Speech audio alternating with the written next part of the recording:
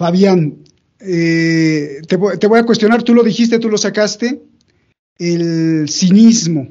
Y yo te pregunto, ¿para qué el cinismo? O sea, ¿para qué son cínicos? Si esto obedece a un método o si esto obedece solo a la estupidez. ¿Para qué sacar lo obsceno? ¿Para qué exhibirnos todo lo desgarrador? ¿Tiene un método, tiene un propósito o es por estupidez? Por favor, Fabián. No, desafortunadamente no es por estupidez.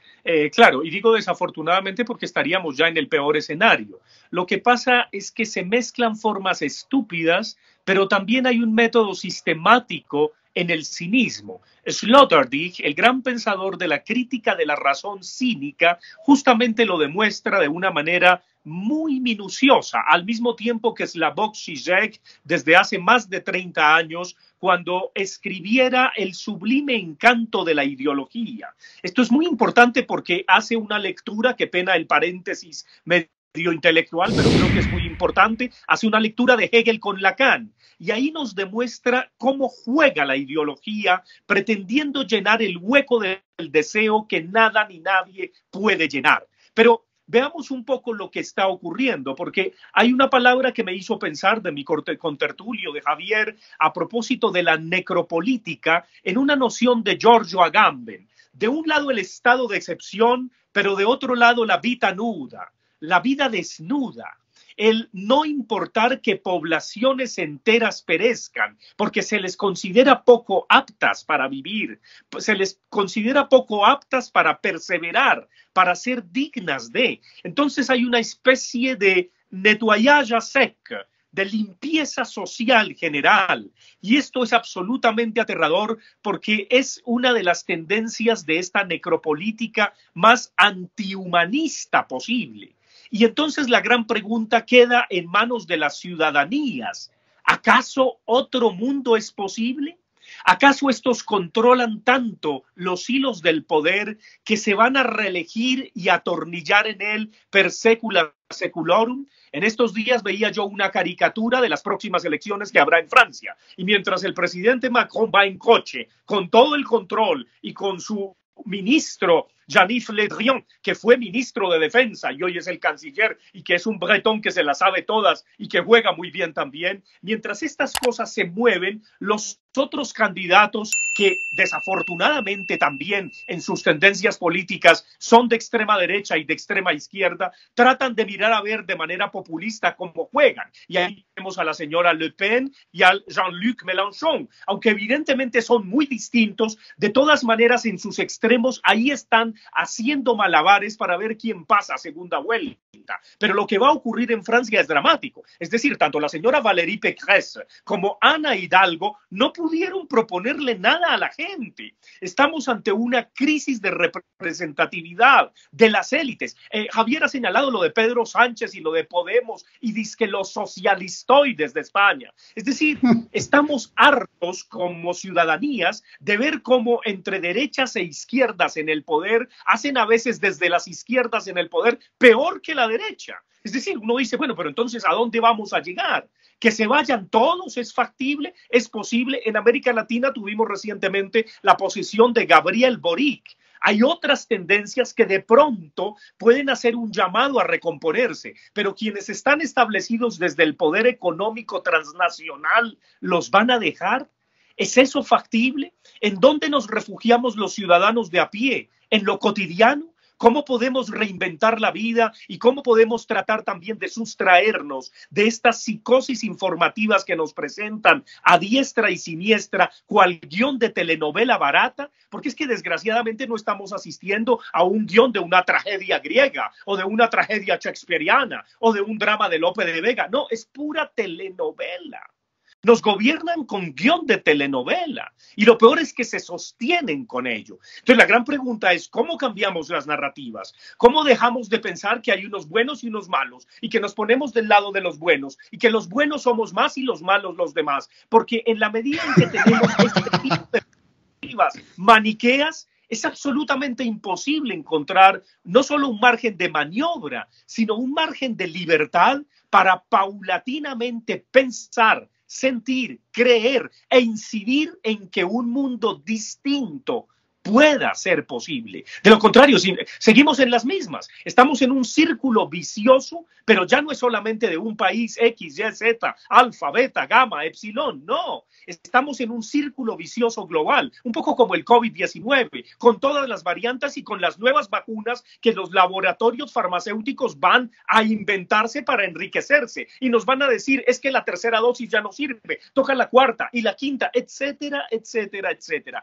¿A dónde vamos a llegar? Lo que sí puedo garantizarles es que el mundo después de esta pandemia y después de esta confrontación de guerra entre Rusia y Ucrania y sus aliados distintos ya no es normal, ya no es lo mismo y estamos también en callejones sin salida. Desafortunadamente yo no puedo de la manga tratar de traerles una solución porque me daría pena ser político, pero sí puedo mostrar que habría que pensar y sentir un mundo distinto, a veces apagando las informaciones y las fake news y las posverdades que nos transmiten, repito, cual guión de telenovela, a diestra y siniestra, adelante y atrás, arriba y abajo, y salir de las burbujas de las redes sociales, porque tú sigues al que piensa, siente y actúa como tú, no sigues al que siente, piensa y actúa distinto. Entonces nos refugiamos en una manera tan unívoca de ver el mundo y ahí nos confortamos y así seguimos produciéndole al sistema, seguimos justamente siendo obedientes y estamos en la granja de George Orwell. Ándale, ándale. Javier, ¿qué está haciendo el mundo frente a esto? A ver, y lo que tengas que decir, por favor. Primero, para rematar lo que mi contertulio dice, es que se está fomentando las disonancias cognitivas dentro de cada uno de nosotros a través de la construcción de falacias lógicas, de falacias lingüísticas, a través de todo lo que es la manipulación cognitiva en la información y en la construcción de relatos, porque un hecho de ejemplo, cuando se habla, y en las televisiones españolas, en todas, se ha dicho estos días que la culpa del incremento del precio del gas y del petróleo lo tiene Putin. Vale. Pues a ver, el incremento del precio del gas y del petróleo, en ese pensamiento maniqueo que se quiere con esas disonancias cognitivas que se buscan para en aras de la servidumbre voluntaria que quieren de la ciudadanía, antes de la movilización de las tropas de Putin, es decir, antes de diciembre del 2021, en noviembre del 2021 ya había los incrementos del precio del gas y del petróleo. Nos hallamos ante una crisis, ante una panoplia o pluralidad de crisis, entre ellas la energética, que puede dejar pequeña no solo la crisis del año 73, sino incluso la crisis del año 29. Porque la crisis del año 73 causó un impacto que debilitó el crecimiento de lo que llamamos Occidente durante una década. Pero es que esto de ahora es una deliberada congelación de la actividad social y económica por parte de una élite, que me da vergüenza calificarla de élite, durante más de un año. En un primer momento era para protegernos de la COVID.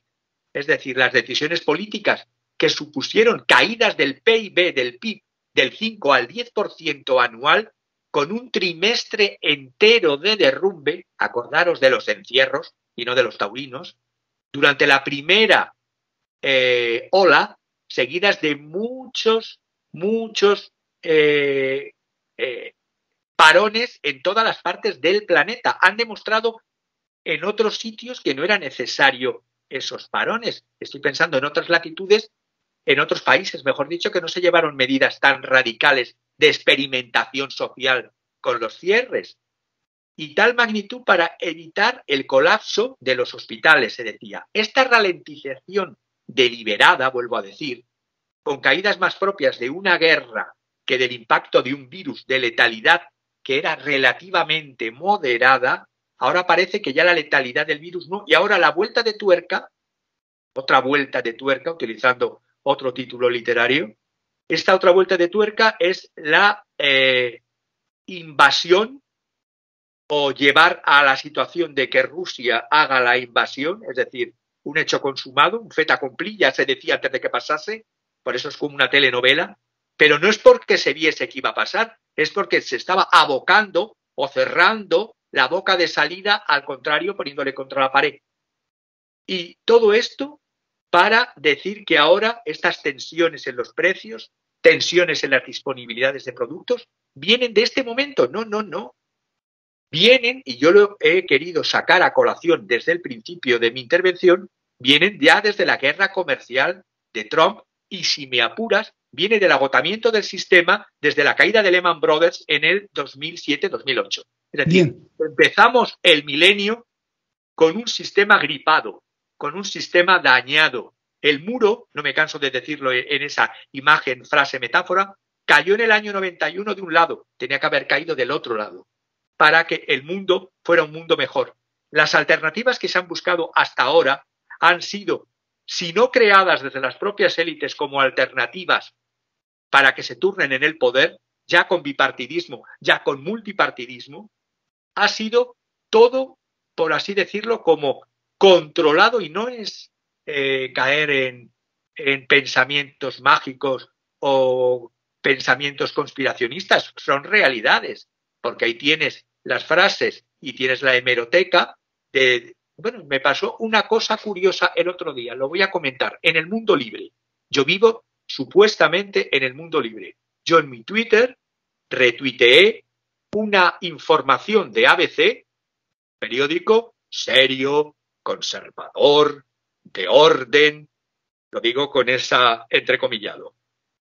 Y bueno, era una noticia simplemente del 2015 en portada de ABC, que estaba dentro de la propia web de ABC, en la cual se hacía mención de las matanzas, que llegaron hasta una cifra de 14 o 15.000 personas, por parte de las fuerzas ucranianas de Kiev contra sus conciudadanos de Donetsk y de Lugansk, repúblicas entonces autónomas que no querían salirse de Ucrania, querían ser respetada el uso de su lengua, de su tradición, que Ucrania fuese o esa parte tuviese su neutralidad.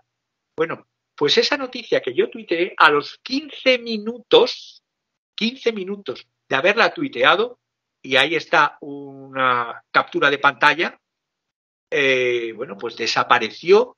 Los seguidores de Twitter me decían, Javier, no puedo ver la noticia, ¿qué pasa? Y resulta que autocensura del propio ABC a una noticia publicada de tantos años ya, 2015, hizo que no existiera. Mis documentos de otros programas de hace semanas, de los planes que tenían el think tank RAND Corporation en torno a esa idea de trocear Rusia en 3 países independientes, han ido desapareciendo todos esos documentos de la web. Y esto, repito, en el mundo libre. Bien. Regreso contigo, Javier, para la conclusión. La penúltima pregunta, para no robarles mucho el tiempo, Fabián. A mí me preocupa mucho la consolidación de héroes o de líderes o de superhéroes, como si estuviéramos en un cómic. Mucha gente, con el repudio de las invasiones y guerras de Estados Unidos, entonces busca refugios en otras alternativas. Putin, por ejemplo, para ellos se convierte en un héroe.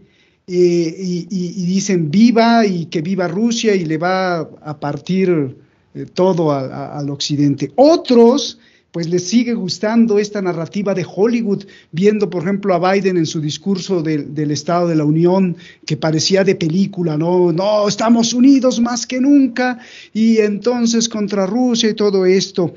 Esto nos lleva, te pregunto, a una polarización peor del mundo, pero peor, déjame seguir preguntando. Esto nos lleva a ver a jovencitos mexicanos, a jovencitos colombianos, españoles, que agarran las armas o agarran lo que sea y dicen, vámonos a Ucrania a luchar a favor de los ucranianos, y otros también, porque ya Putin los llamó, a favor de los rusos, y se están matando. Haciendo el resumen de toda esta complejidad que estoy describiendo, pues entonces, ¿hacia dónde nos llevan? Hacia la autodestrucción del ser humano, porque estos jóvenes que dicen que van a luchar a favor de los ucranianos no tienen ni idea de la historia, ni de lo que ha pasado en Ucrania, y también de los que van a defender a los rusos, tampoco tienen idea, y van y matan, y no matan, no conocen ni a quién van a matar, o sea, Fabián. Sí, yo creo que hay que recordar la frase de Karl Kraus cuando decía: entre dos males prefiero ninguno.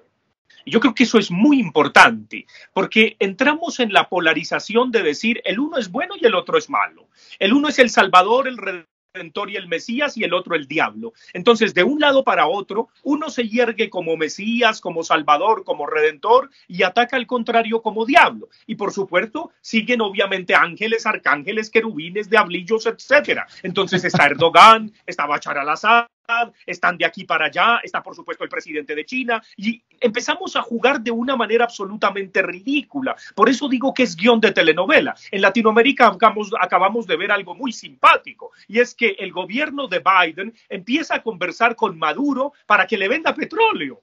Entonces ahí le quitan las sanciones económicas, y por supuesto Maduro entonces dice, bueno, pues si las sanciones económicas, está bien, conversamos con el imperio. Entonces hay toda esta ridiculez de telenovela, y ahí uno descubre una vez más o constata una vez más lo que Zizek decía hace 30 años tras la caída del muro de Berlín. La ideología es una fachada, y lo complementaría con Milán Kundera. La ideología es kitsch. Oigan bien, kitsch. Y lo voy a decir de una manera cortante con Milán Kundera, que lo dijo muy bien del otro lado, porque recuerden que él fue un poco extraterritorializado y perseguido por su comunismo checoslovaco, por haber hecho una broma que lo va a condensar en el libro de la risa y el olvido y en la insoportable levedad del ser. Él le dijo a un amigo, y esto lo vuelve literatura, que cuando Edipo se acostó con la mamá y mató al papá y se dio cuenta de ello, se sacó los ojos, y que lo mismo debería ser el comunismo,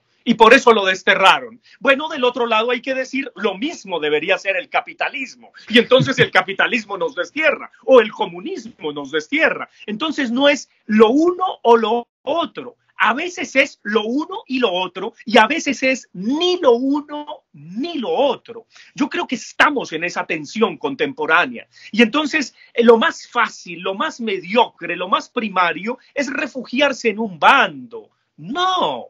El mundo está lleno de grises, de arcos iris, de colores, y en medio de la debacle y del horror, no todo está acabado. Y yo comparto lo de los jinetes del apocalipsis, sí, pero el apocalipsis como tal, ya exegéticamente, es un libro que lo que anuncia es la caída del Imperio Romano. Sí, están las copas de la ira, los libros que son tan dulces como la miel y tan amargos como la hiel. Y está todas estas metáforas que nos ponen Steven Spielbergescamente. Pero más allá de eso, el fin de un mundo no es el fin del mundo.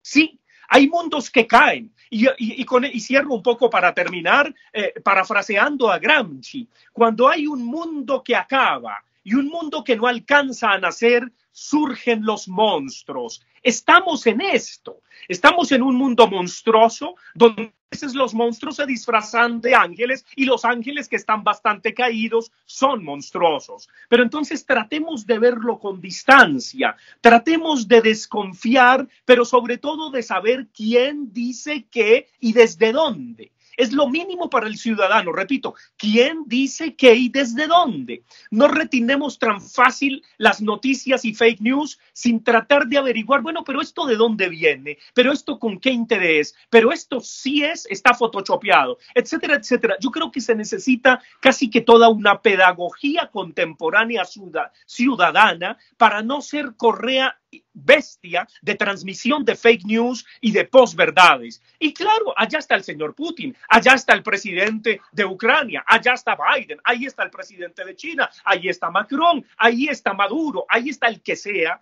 pero en medio de todo reconozcamos que tienen intereses y reconozcamos que muchos de ellos son niños que juegan a la guerra y nosotros lo vamos a permitir.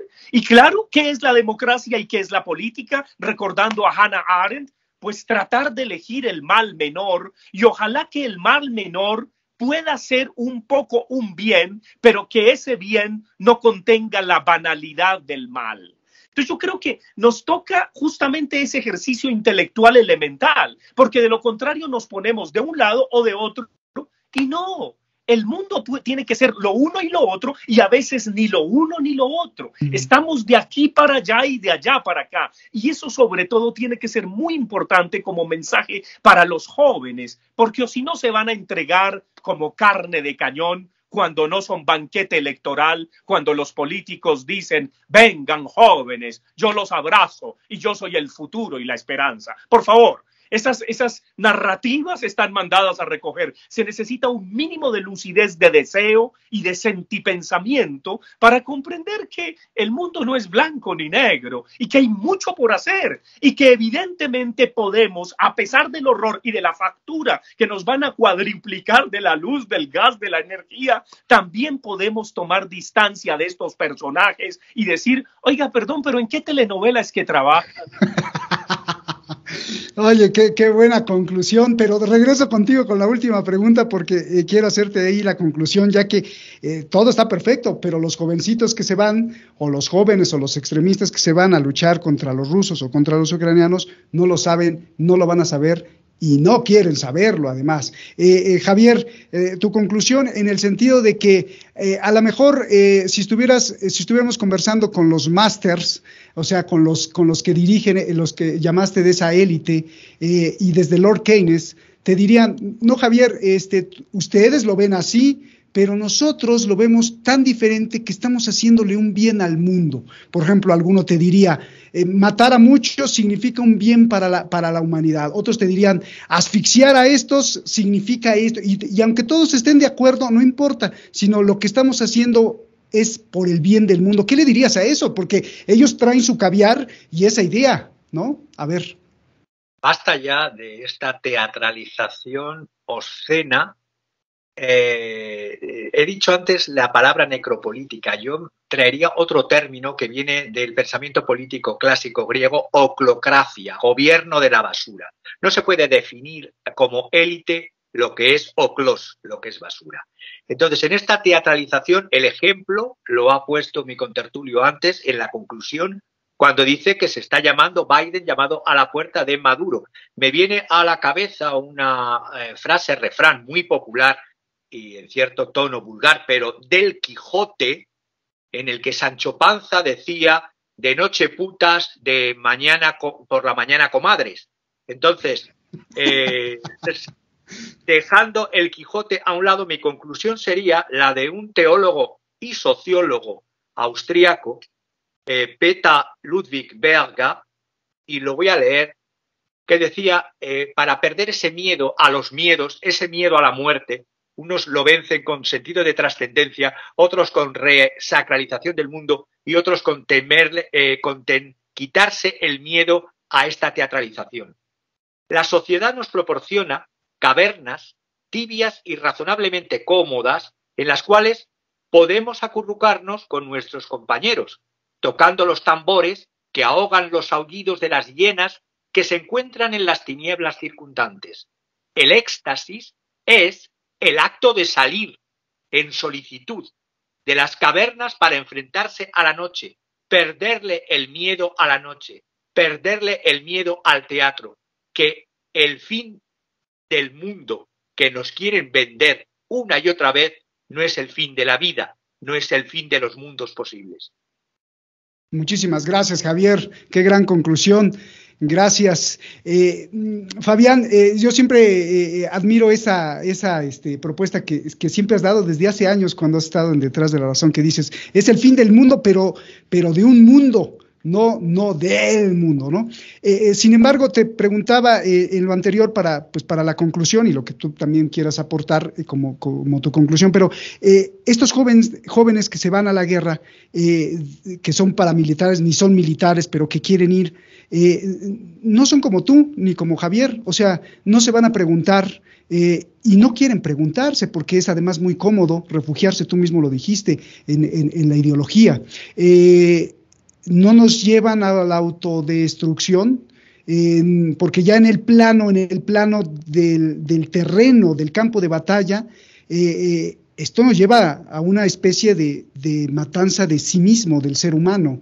No nos lleva a la destrucción, pregunto, a pesar de que no sea el fin del mundo, hacia dónde nos lleva, ¿no? Al ver que cada vez más yo soy de un bando, yo soy del otro, ¿no? Y la pregunta 2 es, todo esto que vemos decidido por todas estas élites hipócritas que dicen gobernarnos, pero que tienen intereses, ¿no está dado por la sensación de lo inmediato?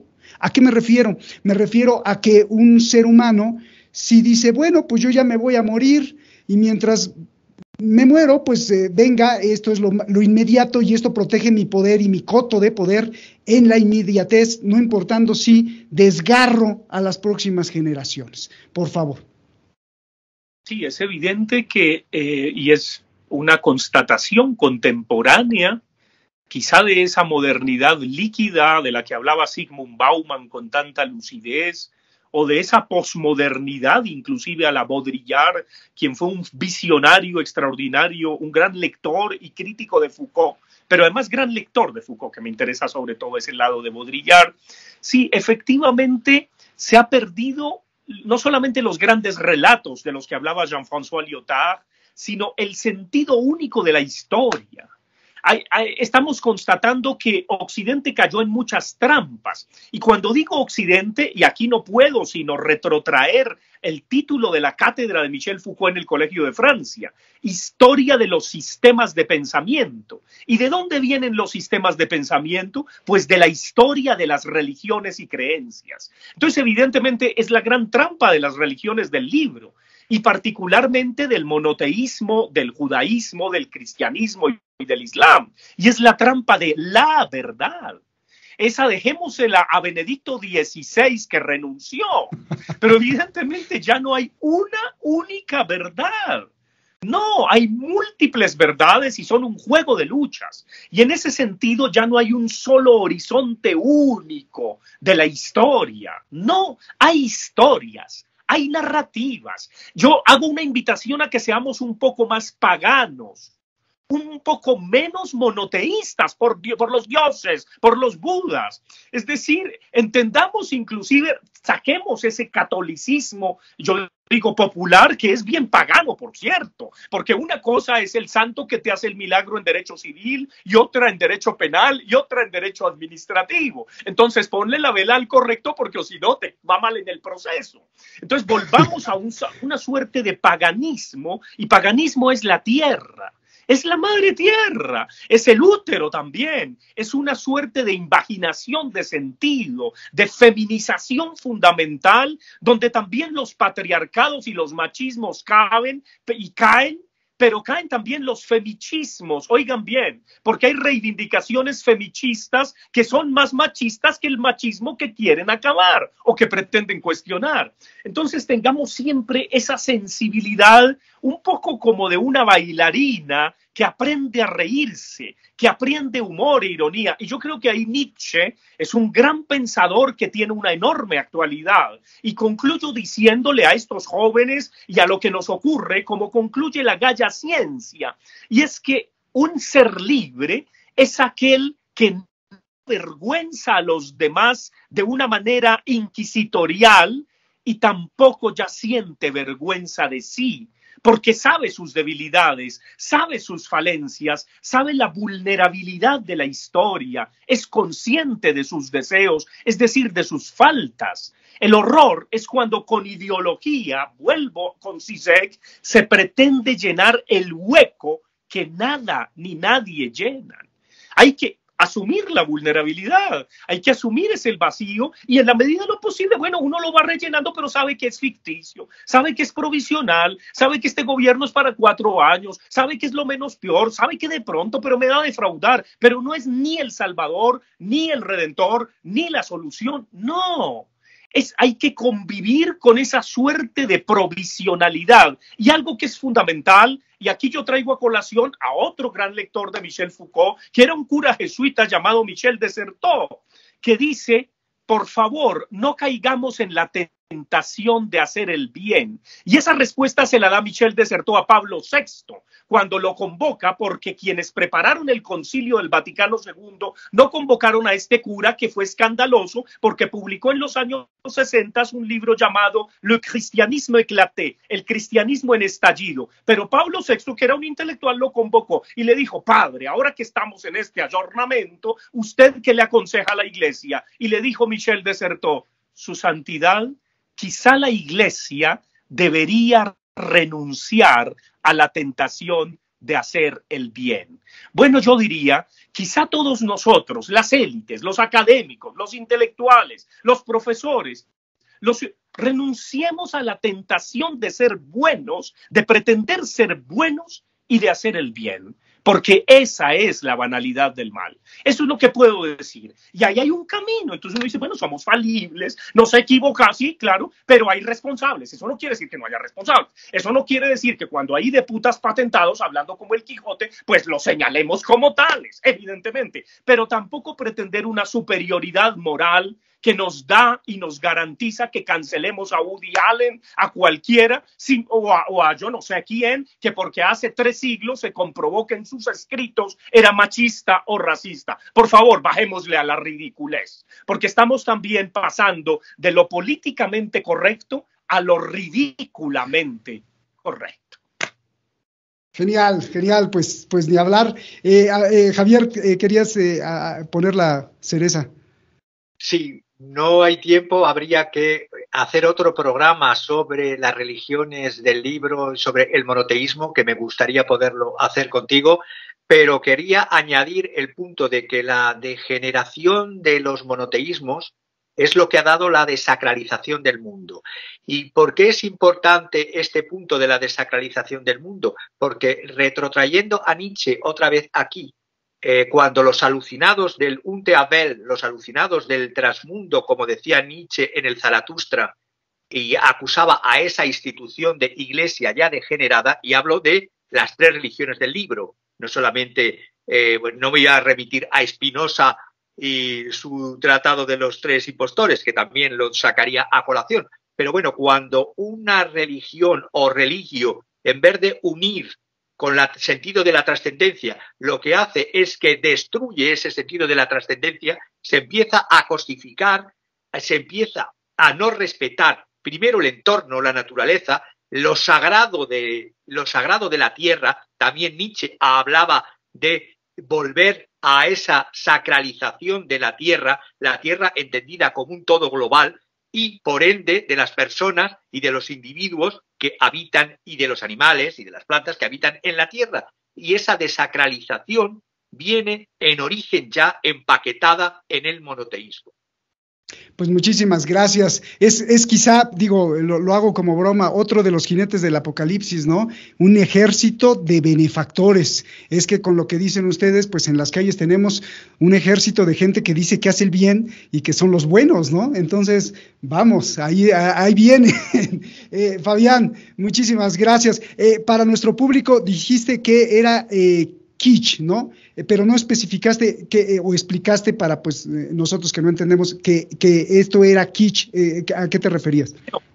Kitsch lo dice Milán Kundera. ¿Y qué es lo kitsch? Lo dice La insoportable levedad del ser. Lo kitsch es aquello que no acepta la mierda, que no acepta la descomposición, que no acepta lo vulnerable, y por eso toda ideología, oigan bien, toda, de derecha, de izquierda, de adelante, de atrás, de arriba y abajo, es kitsch. Y Kundera dice una ventana y al fondo unos niños jugando. El retratero que tenemos en nuestra sala con el papá, la mamá y la parejita de niño y niña y la parejita de French Poodle. La hoz y el martillo, la svástica, las banderas de los países, las camisetas de la selección de fútbol. Todo eso es kitsch, porque nos habla de un mundo donde la mierda no es posible. Y la mierda forma parte de la condición humana y terrícola y puede servir de abono. Claro, si es diarrea es complicado, pero si es un poquito sólida, no, lo siento, Kundera es genial, va a morir, nunca le van a dar el Nobel, saca a pasear a sus perros a San Bernardo por el Boulevard Saint-Germain, a veces uno lo puede ver, es muy discreto, es genial ese viejo, pero es un lúcido total. Entonces, perdóname, hay que aceptar la mierda. ¿Y quién acepta la mierda? La mamá. A ti te quiere alguien que no teme el olor de tu mierda. Qué pena, eso no es kitsch. Claro, eso no quiere decir que lo kitsch no forme parte de la vida, de los ideales, de las utopías. Todas las utopías y los ideales son kitsch, pero hay que asumirlos y cuando se asume lo kitsch se vuelve camp. Y cuando se vuelve camp, entonces hacemos karaoke y cantamos música para planchar. Es por eso la movida madrileña. Recuerden ustedes que Pedro Almodóvar salió de la movida madrileña y lo primero que hizo antes de ser el genio que es de cine fue trabajar en un call center. Bueno, asumamos lo kitsch, pero no pretendamos que todo tenga que ser kitsch. Por Dios, por los dioses, no. No, inclusive hay dioses falsos, hay dioses para los turistas. Cuando uno va a la India, ve cómo le fabrican al turista la meditación trascendental. Por favor, es una maravilla. Pero cuando uno asume lo kitsch, cuando cantas karaoke, cuando sabes que en el fondo esto pretende mostrar todo perfecto, purito, etcétera, pero así no es, cántalo y eres camp. Y eso lo dice Susan Sontag. Esto no es mío. La reflexión de Susan Sontag es sí, lo kitsch está, lo kitsch no acepta la vulnerabilidad, no acepta la mierda, pero cuando se acepta lo kitsch, cuando se asume lo kitsch, sabiendo que es kitsch, es camp. Bueno, eso es una posibilidad estética, ética, y yo creo que ojalá hagamos ese programa sobre religiones con Javier, porque ese es mi tema. En realidad, toda la vida me he dedicado a estudiar mitos, ritos, creencias, cultos, eso es lo que yo hago. Es decir, y me encanta todo ese rigor econométrico, macroeconómico que nos presenta Javier, porque están los datos de un lado y él tiene los datos, yo tengo relatos. Es decir, es lo que puedo, pero veo que él también hace eco a los relatos, porque sabe que un dato sin relato es como la fe sin obras, letra muerta.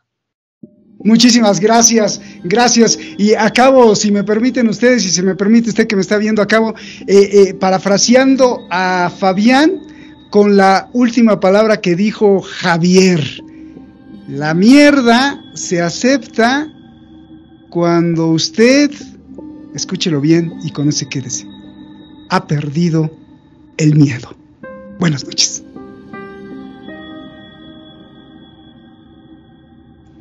Ha perdido el miedo. Buenas noches.